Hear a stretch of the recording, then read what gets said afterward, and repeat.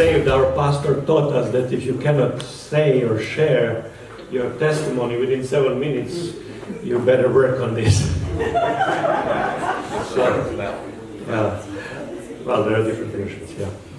Anyway, I'm glad that we have this kind of gathering, that we have this opportunity that we can exchange on these topics. These are very vital for the churches, for sure. I had a kind of advantage that I was involved my first 15 years as administrator in the theological education here in Osijek, so I had some insight, though that was maybe prehistory because that was before Bologna. But also in the last 15 years as superintendent and the pastor of the church, I could see both ends. So these observations I'll share is more from this administrator's standpoint. The question is always, what is the final product we need in the church? And there are different paradigms, there are different contexts, there are different times that we need to feel and fulfill our mission. For sure we need people that will be well-shaped and that will be competent for the challenges of their ministry. And I know that we had times when we had hyper-production of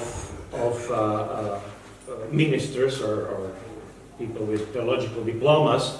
I remember that we had, over the course of years in Osijek here in the synagogue, over 50 people that had some kind or some form of diploma.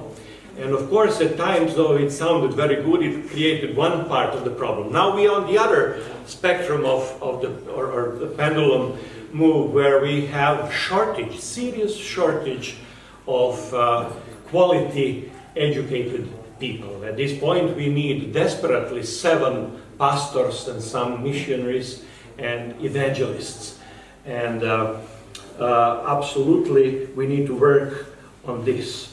The problem, or one of the problems that we face, and it's not just our particular problem in Osijek or in Croatia or in our denomination, I believe that is the problem that all of the Balkan countries are facing in recent years, and that is our small churches, small movements, our small ponds are becoming even smaller to fish and to find good quality potential to be shaped and theologically educated and prepared for the ministry.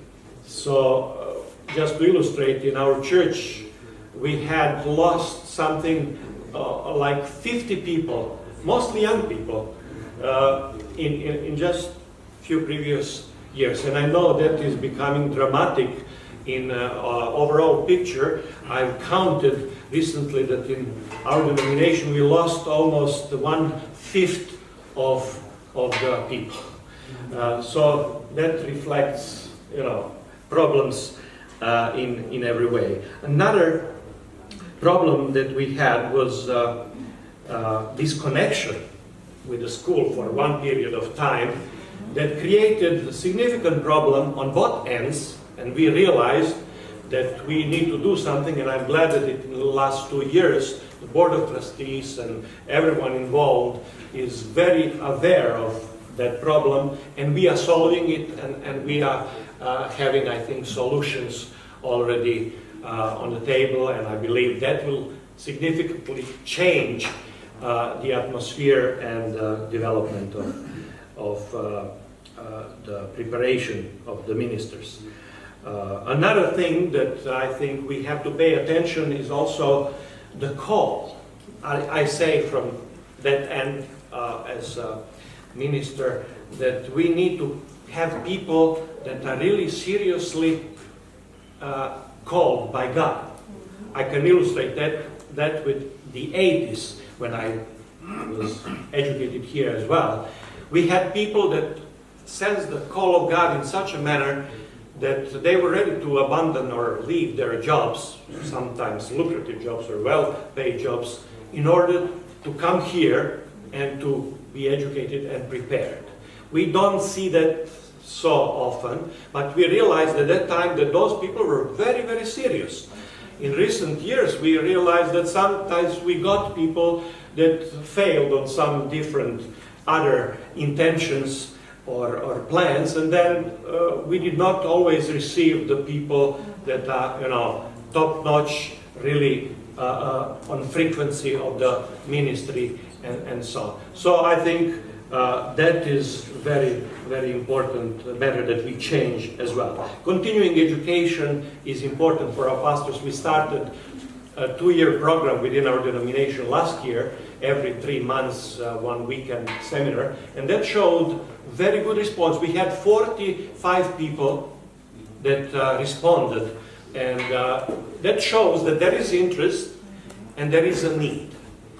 I believe that we need to shape curriculum in such a way, together with the churches and denominations in future, so that we can fulfill in the better way the needs, what is at our doorsteps, basically. Mentorship is very important as well, and that's where we've been short, I think, and we need to improve this section as well. And practical involvement. The school here has been always very, very good in connecting and sending the students to come to the churches and practice, really. In recent years, on both ends, that was complex because of lack of students and some of the problems in some churches, but for sure, connection to the church is very vital. And I believe with proposed programs that we have in the last year, that we will do much better, and that we will fulfill our goals and have people available at our churches that will be well shaped and competent for all of the challenges in these times and in this context. So that's enough for me.